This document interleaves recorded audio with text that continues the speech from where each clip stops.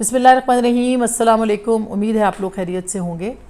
میں نے آج ایک کالم لکھا ہے جو جسٹس منصور علی شاہ صاحب نے کل تقریر کی تھی، اس کے تناظر میں، اور جو ادارہ جاتی مہاجرائی بڑھتی چلی جا رہی ہے جس کا نتیجہ کچھ بھی نکل سکتا ہے، وہ میں آپ کے گوش گزار کرنا چاہتی ہوں۔ یہ کالم آج انڈیپینڈنٹ اردو میں پبلش ہوا ہے۔ اس کا عنوان ہے اختیار کی لڑائی۔ ہم تاریخ کے عجب موڑ پر آ کھڑے ہوئے ہیں جہاں جمہوریت کے نام پر آمریت اور آئین کے نام پر بے آئینی کا رواج عام ہو چکا ہے۔ دستور کے معنی بدل گئے ہیں جبکہ ہر کوئی اپنے اپنے قوانین بنا بیٹھا ہے۔ اختیار کی یہ لڑائی حتمی مرحلے کے دروازے پر پہنچ چکی ہے۔ ایسا کبھی ہوا نہیں، مگر جو ہو رہا ہے ایسا کب تک چلے گا؟ پارلیمانی جمہوریت تو عرصہ دراز سے رخصت ہو چکی، یا شاید کبھی آئی ہی نہیں۔ بہرحال اسی پارلیمنٹ نے ٹوٹے پاکستان کو بے انتہا تفریق کے دور میں، بے اندازہ تقسیم کے ماحول میں ایک متفقہ آئین دیا۔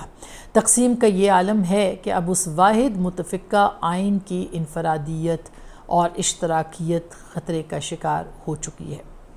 اختیار کی لڑائی کے فریق بڑھتے جا رہے ہیں۔ جسٹس منصور علی شاہ نے حال ہی میں ایک تقریب سے خطاب میں انتظامیہ کو چیلنج دیا ہے کہ سپریم کورٹ کے فیصلوں پر عمل درآمد تو ہر حال میں کرنا ہوگا۔ سینئر ترین جج جنہیں چند دنوں کے اندر چیف جسٹس مقرر ہونا ہے یا چند مہینوں کے اندر چیف جسٹس مقرر ہونا ہے، اس طرح کے الفاظ کیوں کر استعمال کریں گے؟ جنہیں انصاف کی اعلیٰ ترین کرسی پر بیٹھنا ہے، انہیں یہ کیوں کہنا پڑا کہ انتظامیہ کے پاس عمل درآمد کے سوا کوئی چارہ موجود نہیں؟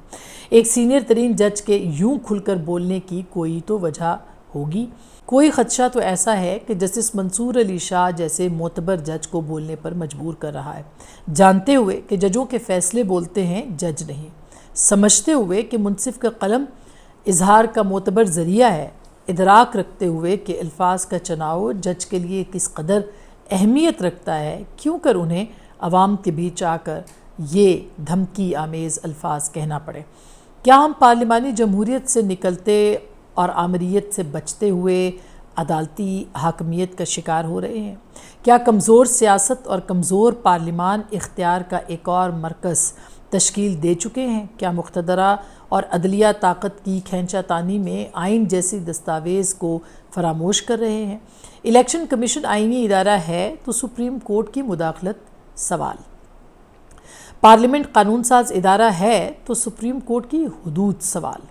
بنیادی سوال یہ ہے کہ عدالت عظمیٰ کس اختیار کے تحت مخصوص نشستوں کے معاملے پر قانون اور آئین کے تحت دیے گئے اختیارات اپنے ہاتھ میں لے سکتی ہے؟ کس طرح الیکشن کمیشن کی آئینی حدود میں مداخلت کر سکتی ہے؟ بہرحال سپریم کورٹ کی جانب سے 63A کی تشریح کا معاملہ رہا ہو یا 90 دنوں میں انتخابات سے متعلق فیصلوں پر عمل درآمد کا مسئلہ، آئین ہر جگہ پس پشت ڈالا گیا ہے۔ اس کی ذمہ داری کس پر ہے؟ یہ سوال اپنی جگہ اہم ہے۔ گزشتہ چند ماہ کے دوران مقتدرہ اور سپریم کورٹ میں مہاجرائی نظر آئی، جو اب پارلیمان اور سپریم کورٹ میں نظر آتی ہے۔ سپریم کورٹ کے فیصلوں پر عمل درآمد ضروری ہے، لیکن سپریم کورٹ کا آئینی تشریح کے نام پر آئین سازی اور قانون سازی کا اختیار استعمال کرنا بہرحال خطرناک حد ہے جسے اب کئی بار عبور کیا جا چکا ہے۔ سپریم کورٹ کے تقسیم اور اکثریتی ججوں کا ایک طرف ہونا اس بات کی دلیل قطعاً نہیں کہ عوامی عدالتوں کا قیام ہو اور فیصلے قانون سازی کی بجائے رائے عامہ پر ہوں۔